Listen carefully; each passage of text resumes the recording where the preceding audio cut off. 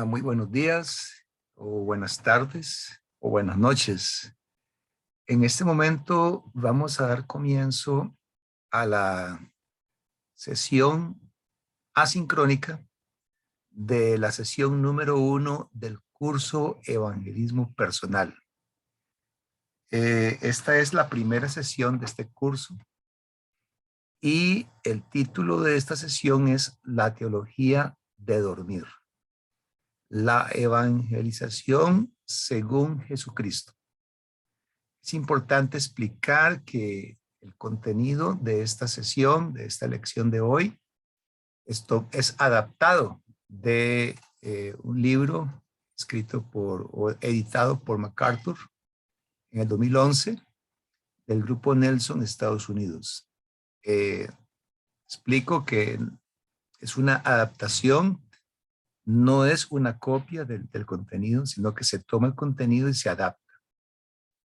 Así que vamos a comenzar entonces vamos a explicar qué es lo que viene en esta lección de hoy. Lo primero que viene es una presentación de Marcos capítulo 4, versículo 1-34, como el pasaje en el cual se basa esta lección de hoy, esta sesión. Repito, Marcos capítulo 4, 1-34, donde Marcos recoge la parábola del sembrador y además allí está la parábola del crecimiento de la semilla. También le podemos llamar la parábola de los tipos de tierra. También vamos a hablar sobre el protagonismo del sembrador. Vamos a ver que es un protagonista de bajo perfil. Luego veremos que la semilla tiene poder en sí misma. Es muy importante esa lección del poder latente dentro de la semilla que se hace manifiesto cuando entra al corazón de la persona, que es buena tierra. Vamos a hacerle mucho énfasis al principio del poder del evangelio. Y después vamos a estar entendiendo cuál es la verdadera limitante, qué es lo que impide que esa semilla dé fruto. Y vamos a estar estudiando también cómo aplicarnos a la evangelización. Queda adelantado pues los diferentes aspectos que se van a abarcar en esta presentación de esta sesión. Bueno, es importante comenzar explicando que Marcos 4, del 1 al 34, es una serie de parábolas y proverbios acerca de la evangelización. Se le considera que Jesús usó esta serie de parábolas y proverbios como su fundamento para la instrucción con respecto a la evangelización. Ese es su fundamento. Allí fundamenta Jesús su enseñanza sobre la evangelización. En este pasaje se encuentran las instrucciones más largas y más detalladas de las escrituras con respecto a la evangelización. En otras palabras, lo que se quiere decir es que es un pasaje importante porque ahí es donde nuestro Señor Jesucristo se extiende explicando lo que significa lo que implica la evangelización. También vamos a ver que este pasaje, esta serie se le puede considerar la carta magna de nuestro Señor sobre el tema de la evangelización, así como el Sermón del Monte también es un documento importante. Marcos 1, 4, 1, 34 lo es también sobre el tema de la evangelización. También entendamos que la enseñanza básica de este largo pasaje es que el poder de Dios está en el mensaje y no en el mensajero. En realidad, eso es lo que la enseñanza básica de esta lección de hoy. Y entendamos que el fundamento de la enseñanza de Jesús se encuentra en la parábola de los diferentes tipos de tierra. que es más conocida como la parábola del sembrador. Muy bien, avancemos entonces leyendo la parábola de los diferentes tipos de tierra. Dice así, presten atención, repito la cita, Marcos capítulo 4, versículos 3 al 9. Presten atención, resulta que un sembrador salió a sembrar. Al sembrar, una parte de las semillas cayó junto al camino y vinieron las aves del cielo y se la comieron. Otra parte cayó entre las piedras donde no había mucha tierra y enseguida brotó porque la tierra no era profunda. Pero en cuanto salió el sol, se quemó y se secó porque no tenía raíz. Otra parte cayó entre espinos, pero los espinos crecieron y la ahogaron, de modo que no dio fruto. Pero otra parte cayó en buena tierra y brotó y creció y dio fruto y rindió una cosecha de 30 y 60 y hasta de 100 por uno. Entonces les dijo, el que tenga oídos para oír, que oiga. Muy bien, esta es la parábola. Ahora vamos a pasar a tratar de comprender cuál es la pregunta que contesta la parábola, porque esta parábola está diseñada para contestar una pregunta básica que tarde o temprano los evangelizadores nos vamos a hacer.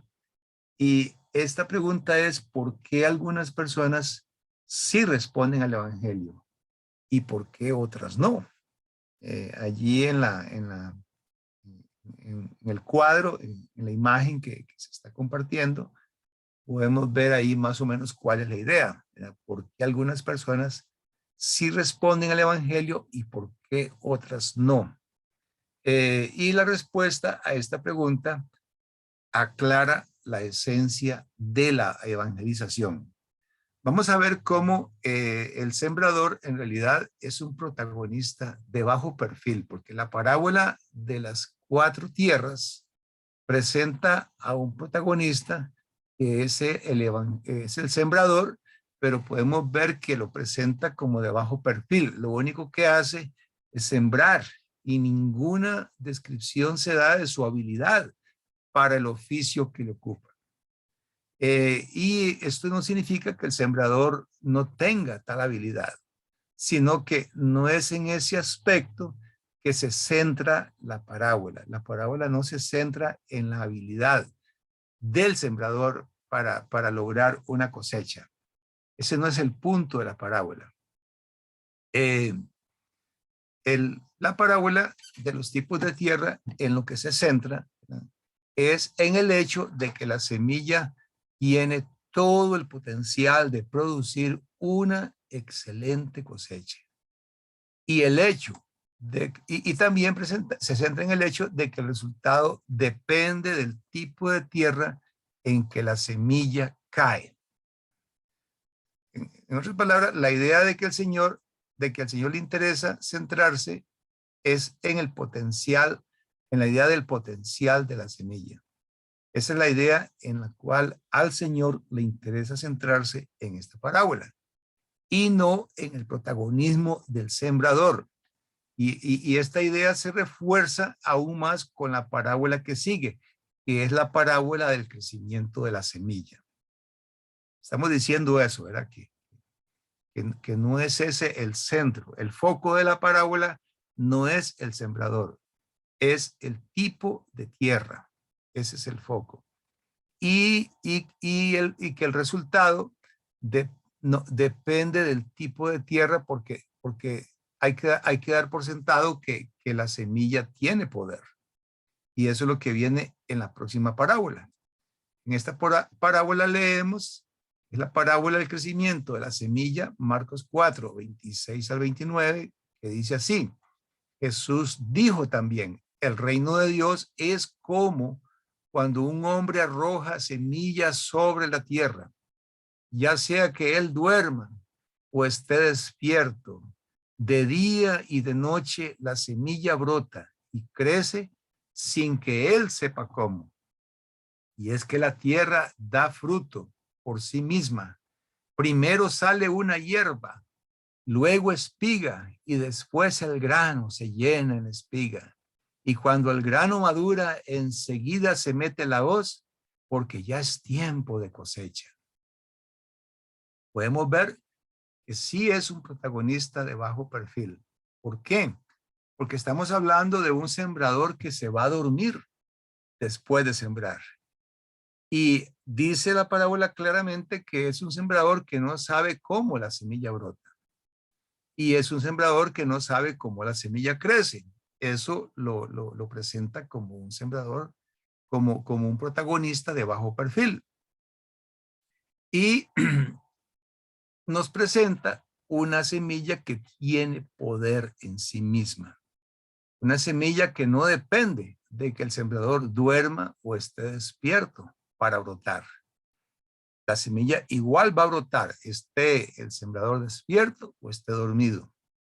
Y además, esta semilla no depende de que el sembrador duerma o esté despierto, tampoco para crecer. Ni para brotar, ni para crecer, depende de cómo esté el sembrador, si despierto o dormido. Así que la pregunta que surge es, ¿qué es lo que está enseñando el maestro en realidad? Bueno, la idea clave de toda la parábola es que el crecimiento de la semilla es un misterio que ni aún el sembrador más capaz puede explicar. Esa es la idea clave. Y que la semilla representa las buenas nuevas del reino, eso es lo que representa la semilla, y que el sembrador representa a la persona que predica ese evangelio. Y los tipos de tierra representan a las personas que oyen el evangelio. Repito, semilla representa buenas nuevas del evangelio, la palabra del evangelio. Sembrador representa a la persona que predica ese evangelio, que lo anuncia, que lo enseña, que hace partícipe a otros. Y tercero, los tipos de tierra representan las personas, las diferentes clases de personas que oyen ese evangelio. De manera que lo que se nos está presentando es el principio del poder del evangelio. El énfasis aquí está ahorita en la semilla. El evangelio tiene poder. Y aunque el medio para presentarlo es un ser humano, el resultado final no depende del ser humano, sino del poder latente que Dios puso en la semilla que es la palabra del evangelio. De allí es que depende el resultado final. Y ese poder latente se hace manifiesto por el Espíritu Santo que actúa por medio de la palabra del evangelio y no por la habilidad del sembrador. Repetimos esta idea. El poder latente, el poder que encierra la semilla, se hace manifiesto. Se hace manifiesto porque el Espíritu Santo actúa. ¿Y cómo actúa? Actúa por medio de la misma palabra. No es por la habilidad del sembrador. El sembrador en realidad está ausente cuando la palabra de Dios está actuando en ese momento que la persona ya le quedó sembrada en su corazón. Y esto se confirma con lo que dice Romanos capítulo 1, versículo 16, cuando dice, no me avergüenzo del evangelio porque es poder de Dios para la salvación de todo aquel que cree. En primer lugar para los judíos y también para los que no lo son. Ese principio, el poder del evangelio, es en el que estamos haciendo énfasis ahorita. Este principio también lo confirma Primera de Pedro, capítulo 1, versículo 23, cuando Pedro escribe sobre la palabra de la cual se nace de nuevo. Y él dice, pues ustedes han nacido de nuevo, y no de una simiente perecedera, sino de una simiente imperecedera, por la palabra de Dios que vive y permanece para siempre. En este pasaje estamos viendo que las personas cuando nacen de nuevo es de la palabra del evangelio, del poder que hay en ella, que es una simiente imperecedera, que no tiene principio ni fin. Es la palabra de Dios que vive, dice, está viva y permanece para siempre. Y como vive, entonces puede dar vida a las personas. Muy bien. Siguiendo con el tema del principio del poder del evangelio, podemos ver que el apóstol Pablo lo comprendía muy bien, porque él escribe en 1 Corintios capítulo 3, versículos 6 al 8, lo siguiente, diciendo: después de todo, ¿quién es Pablo y quién es Apolos? Solo servidores por medio de los cuales ustedes han creído, según lo que a cada uno le concedió el Señor. Yo sembré y Apolos regó, pero el crecimiento lo ha dado Dios. Así que ni el que siembra ni el que riega son algo, sino Dios que da el crecimiento. Y tanto el que siembra como el que riega son iguales, aunque cada uno recibirá su recompensa conforme a su labor.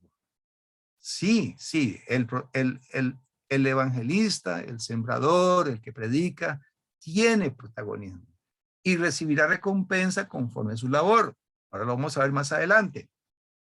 Pero su protagonismo, en comparación con el protagonismo de la palabra, de lo que hace Dios por medio de su palabra, es muy bajo, es un bajo perfil. Y aquí está Pablo dándonos a entender que él, lo que está haciendo es eso, es bajándole el perfil a los obreros, porque los corintios tenían ese problema. Ellos le estaban dando mucha importancia al perfil de los obreros. Para ellos era muy importante. Para unos, Apolos era el de quien ellos más dependían. Otros dependían más de Pedro, otros dependían más de Pablo. Por eso Pablo cuestiona, pero ¿quién es Pablo? ¿Quién es Apolos? Son solamente servidores. Quien importa es aquel que da el crecimiento. Ese es el que importa. Este principio lo estamos viendo en diferentes pasajes lo que estamos diciendo es que todo lo que el agricultor hace, todo lo que el obrero hace, es sembrar, ¿verdad? Eso es lo que hace, sembrar. Y en el caso del evangelio lo que hace es anunciarlo. Y de eso es de lo que el obrero es responsable, de anunciarlo, de comunicar la palabra del evangelio, pero no es responsable del resultado, no es responsable del resultado.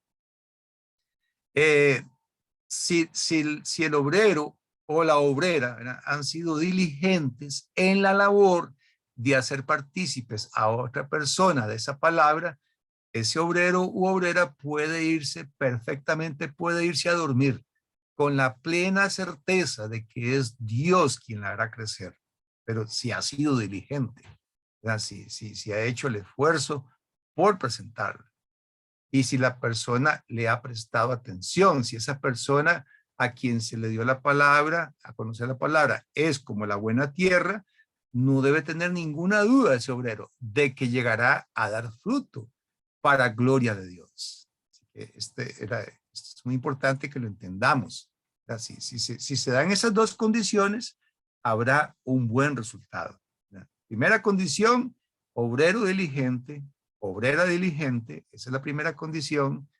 Y segunda condición, oyente, que es como buena tierra, es como la buena tierra. Si esas dos condiciones se dan, el obrero puede perfectamente irse a dormir sabiendo que va a haber un resultado para la gloria de Dios. Ahora, aquí lo que vamos a ver es que, ¿verdad?, es que Jesús está dando por sentado que la semilla que se usa es auténtica, es pura, es limpia, es la semilla original, ¿verdad? Es decir, se supone que el obrero evita alterar la palabra del evangelio, tal como leemos en Gálatas capítulo 1, versículos 6 al 9, donde el apóstol Pablo reprende a los Gálatas porque ellos han caído presa de un evangelio diferente, un evangelio alterado, y les dice, me asombra que tan pronto se hayan alejado ustedes del que los llamó por la gracia de Cristo para seguir un evangelio diferente. No que haya otro evangelio, sino que hay algunos que los perturban y quieren pervertir el evangelio de Cristo. Pero si aún nosotros o un ángel del cielo les anuncia otro evangelio diferente del que les hemos anunciado, quede bajo maldición. Quede bajo maldición. Como antes lo hemos dicho, también ahora lo repito, si alguno les predica un evangelio diferente del que han recibido, quede bajo maldición. Importante que es entender esto, ¿verdad? Esta condición también es muy importante, ¿verdad? Se está dando por sentado que al evangelio no se le está alterando, no se le está añadiendo, ni se le está quitando, ni se está distorsionando, porque eso es lo que el peligro en el cual se puede caer cuando una persona, sin darse cuenta, toma el evangelio y lo distorsiona y lo acomoda a la cultura, lo acomoda a la persona y le quita el verdadero poder que él tiene. Un evangelio alterado ya no tiene el poder que tiene el original, el verdadero. Otro pasaje que también nos advierte acerca del peligro de alterar el evangelio es este que está en segunda de Juan, no es capítulo, sino versículo, segunda epístola de Juan, que tiene solo un capítulo, versículos 9 y 11, donde dice, cualquiera que se extravía y no persevera en la enseñanza de Cristo, no tiene a Dios, pero el que persevera en la enseñanza de Cristo, sí tiene al Padre y al Hijo. Si alguno se les acerca y no trae esta doctrina, no lo reciban en su casa y ni siquiera le deseen que tenga paz, porque quien le desea la paz participa en sus malas obras.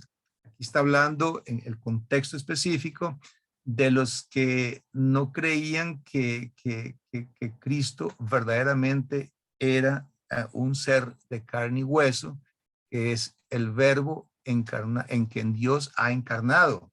Entonces, esta enseñanza, esta doctrina de Cristo, algunos se habían extraviado y habían dejado de perseverar en ella. Entonces, era esa doctrina, esa enseñanza, la habían alterado, la habían adulterado.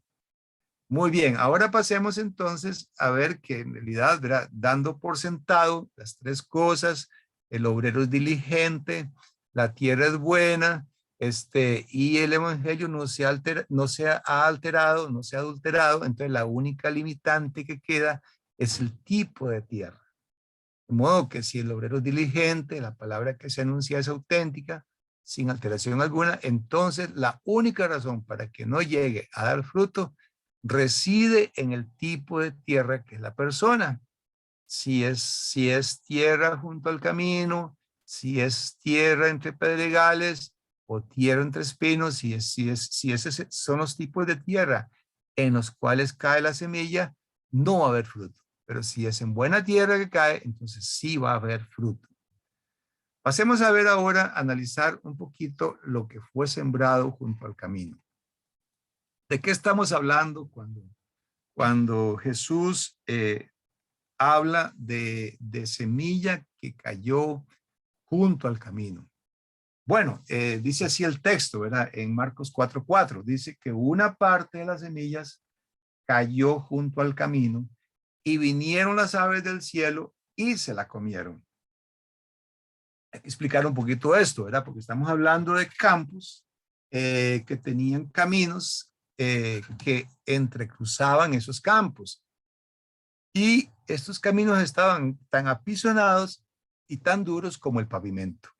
La semilla que caía sobre esta superficie junto al camino era rápidamente arrebatada por las aves que la comían. Entonces, eso es la explicación técnica de este asunto. Y la tierra compactada del camino representa el corazón duro e impenetrable para la semilla del evangelio. Se trata de personas sujetas a la esclavitud por Satanás. No tienen ningún interés en conocer la verdad. Solo la oyen, pero no la entienden. Entonces, como rechazan el evangelio, sobre sus corazones, o la razón por la cual rechazan el evangelio es porque sobre sus corazones se les ha formado un duro callo. Personas de corazón encallecido. Ahora, ¿qué se puede hacer con estas personas? Bueno, hay un pasaje en 2 Corintios 10, 3 al 5, donde tal vez es la única esperanza que tienen estas personas, que es poner en práctica lo que se enseña ahí acerca de destruir fortalezas, donde Pablo escribe. Es verdad que aún somos seres humanos, pero no luchamos contra los seres humanos.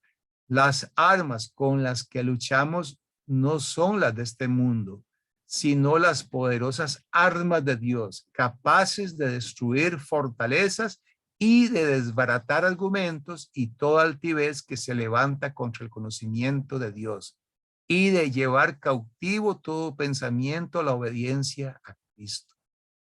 2 Corintios 10, 3 al 5. ¿Qué está diciendo Pablo aquí? Que a las personas que son como la tierra junto al camino, de corazón duro, a esas personas hay que tratarlas luchando nosotros, no como seres humanos, sino con armas que no sea con armas de este mundo, sino con poderosas armas de Dios, poderosas armas de Dios. Y las dos más poderosas armas de Dios son la oración y su palabra, usar la palabra. La persona dura de corazón, si esta persona acepta seguir oyendo la palabra, en algún momento la misma palabra, que es eficaz y más cortante que espada doble filo, en algún momento va a penetrar y va a sacar a la luz lo que está en el corazón de esa persona. No es que esa persona no tenga esperanza, pero puede en algún momento, su corazón puede ser penetrado por la palabra. Porque recordemos que dice que la palabra de Dios es eficaz, más cortante que toda espada de doble filo. Dice que penetra hasta partir el alma, penetra hasta partir el alma, las coyunturas y los tuétanos, y discierne los pensamientos y las intenciones del corazón. Hebreos capítulo 4, versículo 12. Muy bien. Lo que fue sembrado entre las piedras. Ahora, segundo tipo de tierra.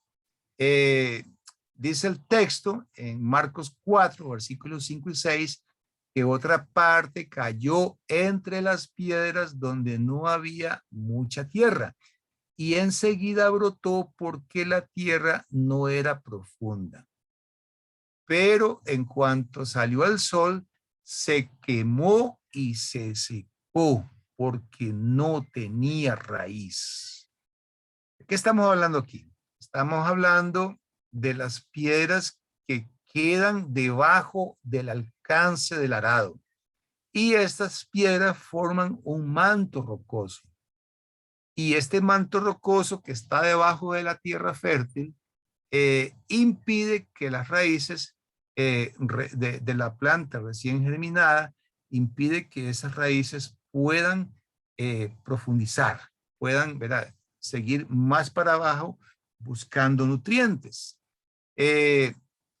Explicando un poquito más, ¿verdad? Esto, la tierra, perdón, ahora sí, al recibir la luz del sol, estas plantas no tienen, no tienen suficiente humedad, ¿verdad? Reciben la luz del sol, pero no tienen suficiente humedad. Y como está en una condición frágil, entonces la planta sucumbe bajo los rayos del sol. Y Jesús compara este tipo de tierra entre piedras como alguien que oye la palabra e inmediatamente la recibe con gozo, pero la poca raíz le impide soportar las aflicciones o la persecución en esta vida y enseguida tropieza. No soporta las críticas, no soporta la aflicción que produce la palabra, porque la palabra produce aflicción en el sentido de que cambia Mira, va a haber situaciones incómodas en las cuales no vamos a poder participar de lo mismo que participan las personas que todavía no se han convertido. Ahora hablando de lo que fue sembrado entre las piedras. Bueno, inicialmente este convertido entre comillas, muestra un cambio dramático. La recibe con gozo. Al absorber y aplicar la verdad, pero la vida espiritual aparente es superficial y temporal. Y porque no hay profundidad en la respuesta emotiva o egocéntrica, ningún fruto puede salir de esa persona. ¿Verdad? Y estamos hablando de que ¿verdad? La razón es que no profundiza y entonces porque su respuesta es superficial, es de la emoción, es del momento y además pensando en su ego, pensando en su propia, ¿verdad? En lo que la misma carne le pide. Muy bien, vamos a hacer una pausa ahorita en este momento para seguir después con lo que fue sembrado entre espinos. O vamos a hablar un poquito más sobre lo que fue sembrado entre las piedras y después pasaremos a los espinos. Muy bien. Bueno, siguiendo con la parte que tiene que ver con lo que fue sembrado entre las piedras, es importante entender que este convertido, ya lo dijimos hace un rato, muestra un cambio dramático al absorber y aplicar la verdad, pero es un convertido de vida espiritual superficial. Y además la respuesta es una respuesta emotiva y egocéntrica. Un momento.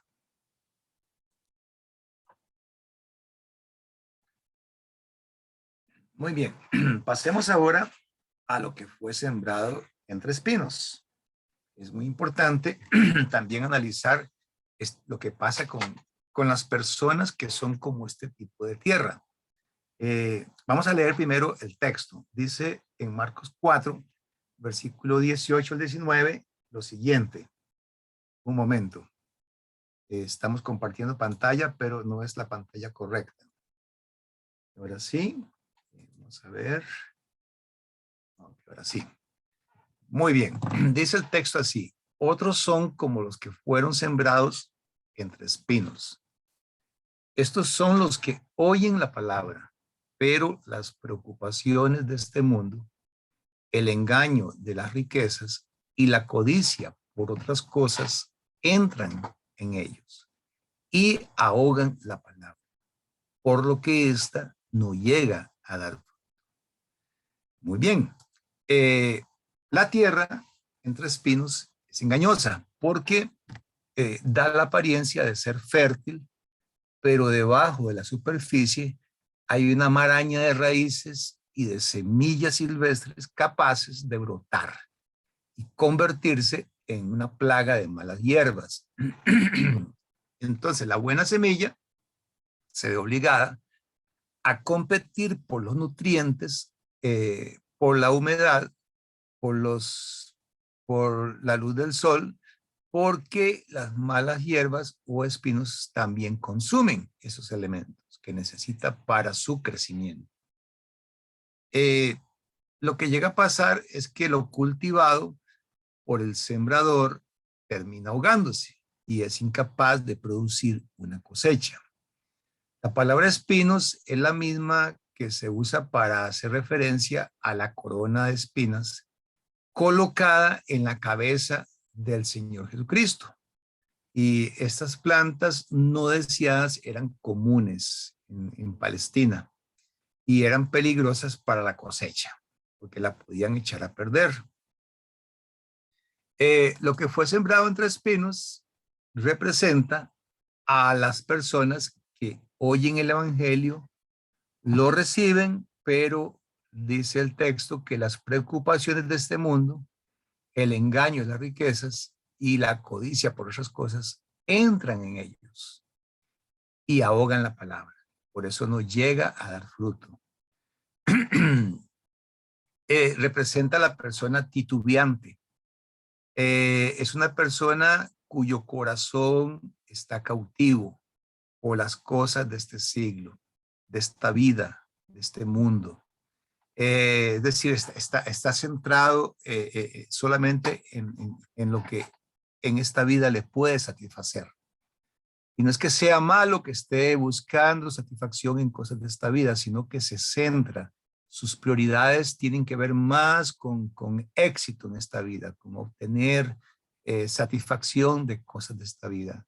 O sea, es decir, es el clásico caso de la persona que no ha aprendido a buscar primero el reino de Dios y su justicia.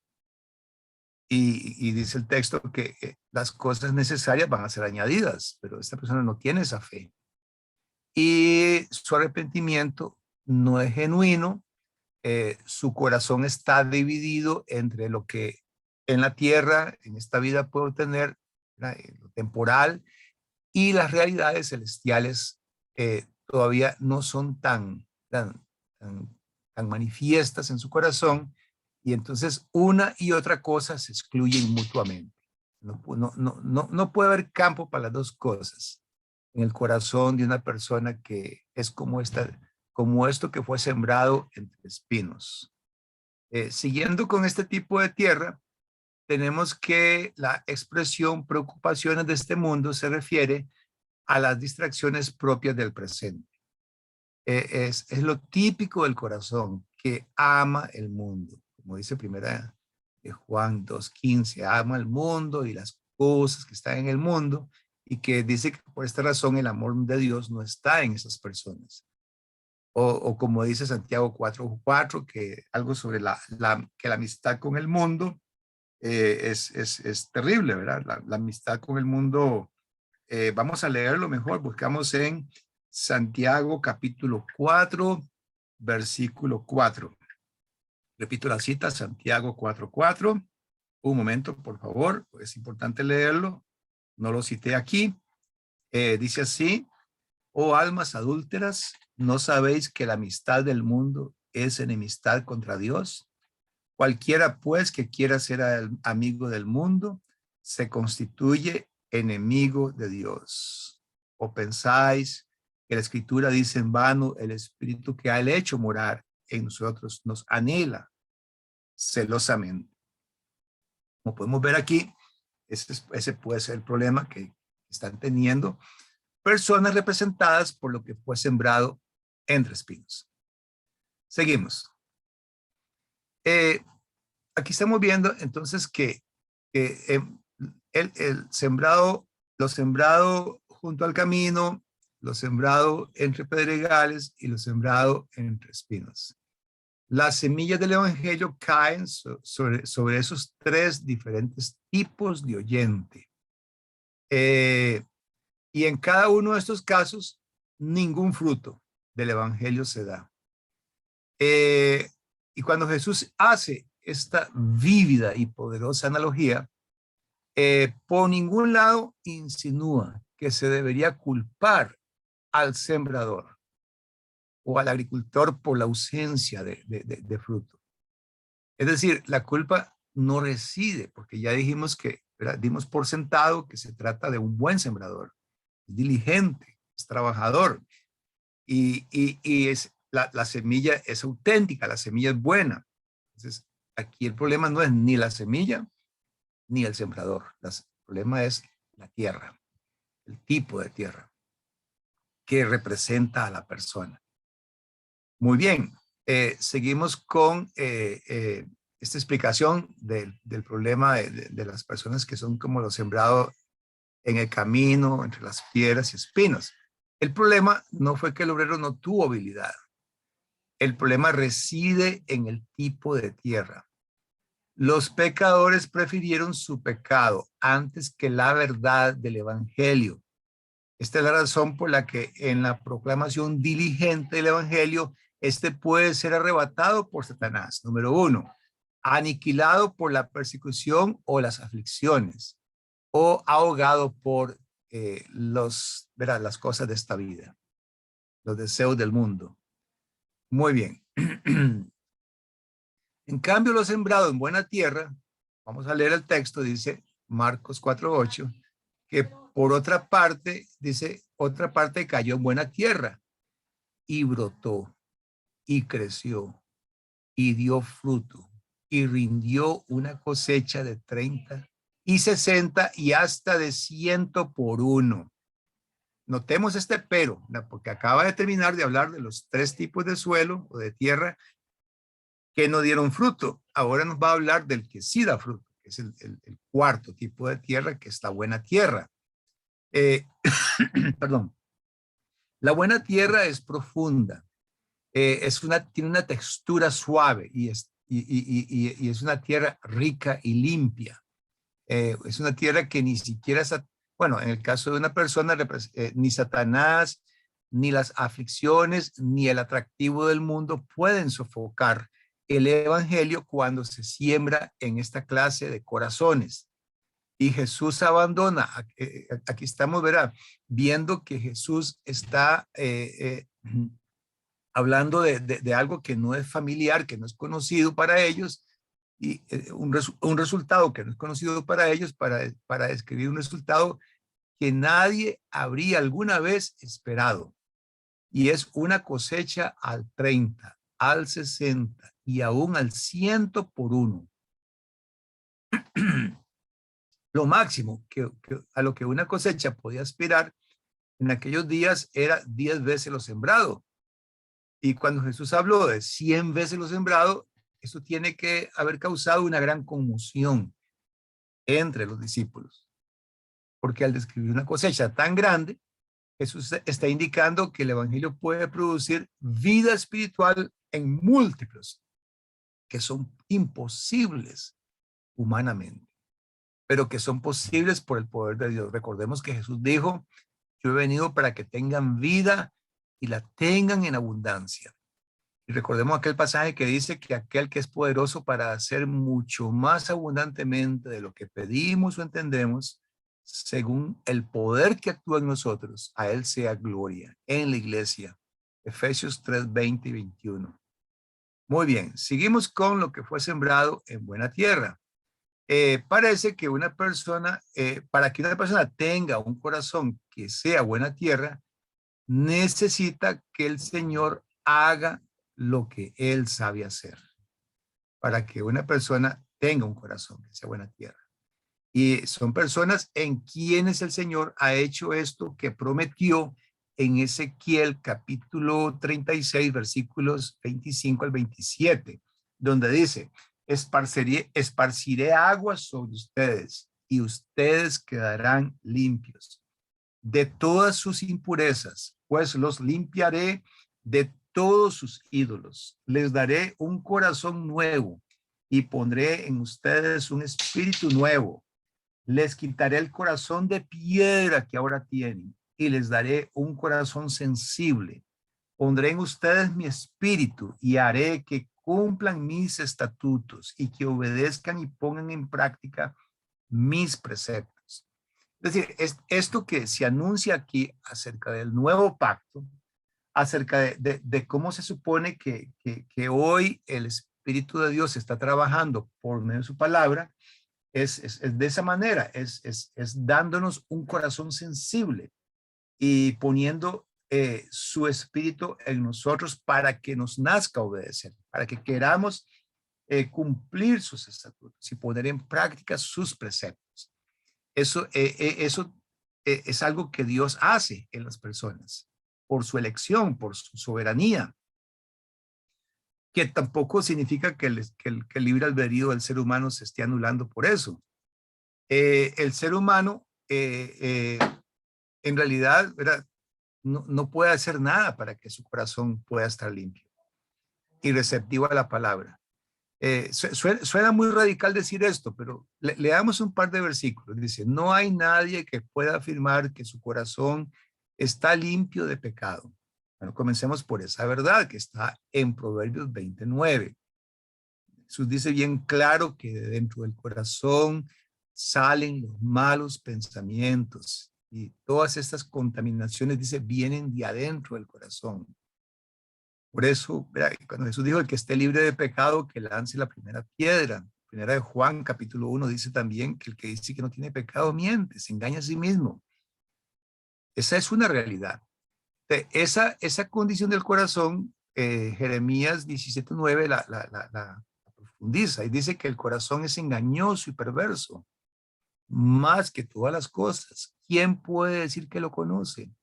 Por lo tanto, el ser humano no tiene acceso al corazón, a menos que Dios primero haga algo. Cuando Dios hace algo por medio de su palabra, entonces ya ahí, ya uno puede cuidar su corazón. Ya uno puede resguardar su corazón, sobre toda cosa guardada, porque de él mana la vida, como dice Proverbios 4:23. Pero hay que, hay que darle el protagonismo a Dios en esto. Muy bien, ahora sí, vamos a ir terminando esta clase explicando 4 conceptos que tienen que ver sobre cómo aplicarnos a la evangelización. Primero, nos vamos a aplicar a la evangelización estratégicamente. Vamos a hacer uso de la estrategia. Y vamos a aplicarnos a la evangelización siendo humildes. Y vamos a aplicarnos a la evangelización siendo obedientes y teniendo confianza, teniendo fe en que Dios hará la parte que Él sabe. Vamos a ir primero a la estrategia. Cuando hablamos de estrategia, estamos diciendo que la evangelización no debería dirigirse a influir en las emociones o en manipular la voluntad de las personas oyentes, sino que debemos primero partir de que hay una vida santa en nosotros primero, que es una señal de la presencia de la gracia, una evidencia de que la gracia está presente en nosotros. Cuando hay santidad en el obrero, entonces hay testimonio. La estrategia está allí en que primero haya santidad en el obrero. No significa que una persona que no sea santa, ¿verdad?, no pueda decir como aquellas personas que dice el apóstol Pablo, que sea por contienda, por vanagloria, el evangelio igual es predicado. Pero ahí no hay estrategia, ¿verdad? Ahí no hay estrategia. Estrategia hay cuando hay una persona con testimonio contundente de que la gracia de Dios ha hecho efecto en su forma de ser santa. Y esto es algo que solo es posible cuando la mente del pecador se le persuade ver su pecado tal como es, como el problema que es. Cuando la persona ve su condición, porque la palabra le abre los ojos a esa condición, entonces ahí es cuando empieza a ver al evangelio como la única solución. A eso nos referimos con el tema de la estrategia. Ahora, en cuanto a la humildad, debe explicarse que la profundidad del pecado y el castigo que merece, que es una parte esencial de la evangelización bíblica, ¿verdad? Profundidad, explicar que el pecado tiene efectos profundos, dañinos en la forma de ser, en la forma de pensar y que esclaviza y que merece un castigo, ¿verdad? Eso del castigo es muy importante darlo a entender.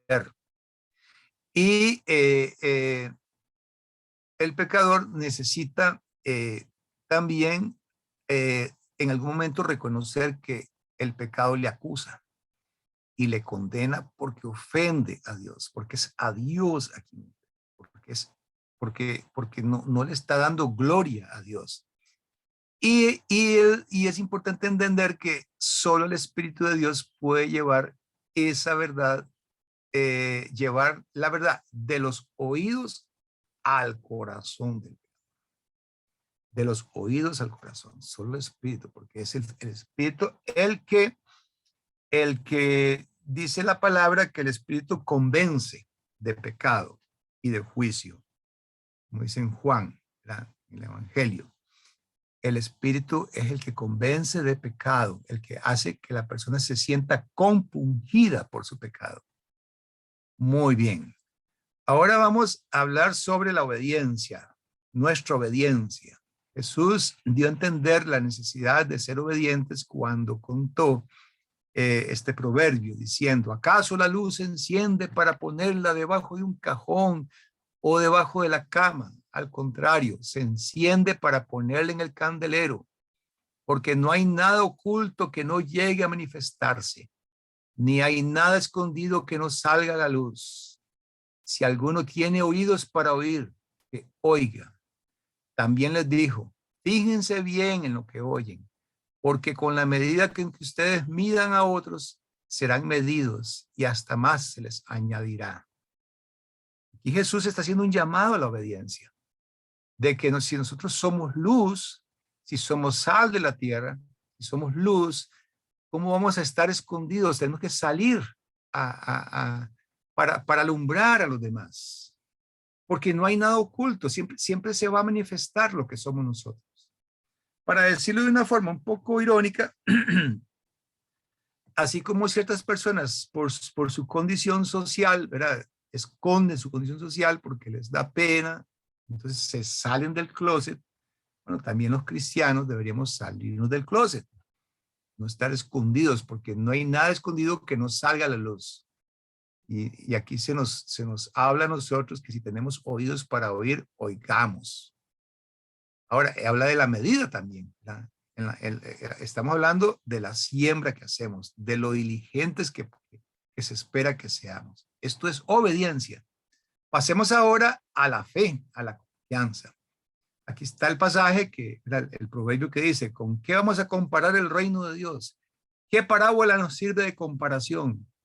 Bueno, esto no es un proverbio, es una parábola.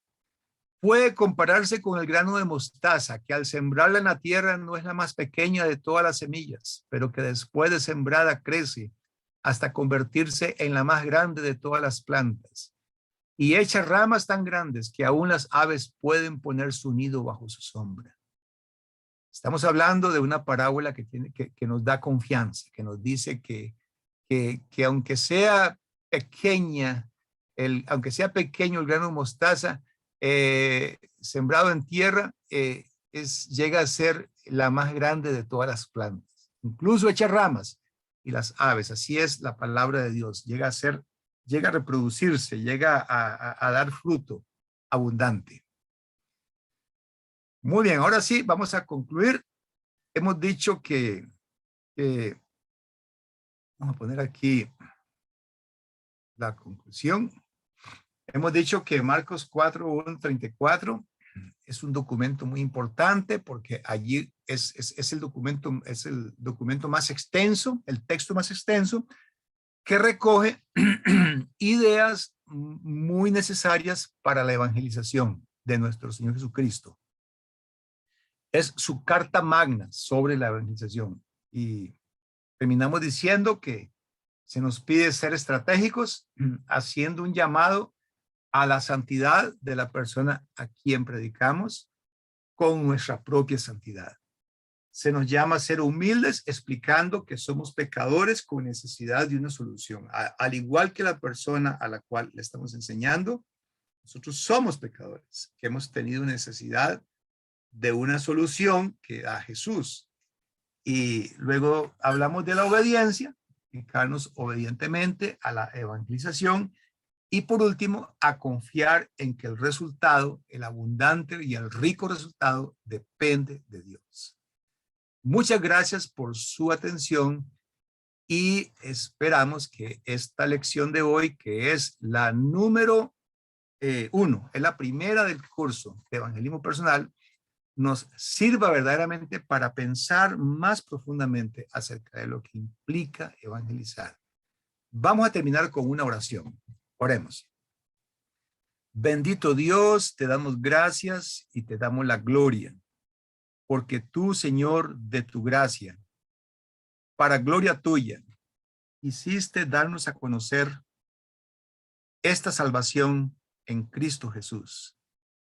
Gracias porque enviaste obreros en algún momento a nuestras vidas para que nos hablaran de la palabra del Evangelio, de esa palabra poderosa, esa palabra que que nos abre los ojos a nuestra condición de pecadores y nos hace ver nuestra necesidad de perdón, nuestra necesidad de ser limpios, nuestra necesidad de que ya no nos sintamos culpables más por el pecado y que podamos ser reconciliados contigo, tener paz para contigo, ser justificados por la fe y así estar firmes en la gracia como resultado de tu obra, como resultado, Señor, de que nos abres la entrada a tu presencia para que nosotros haya contemplación de tu grandeza.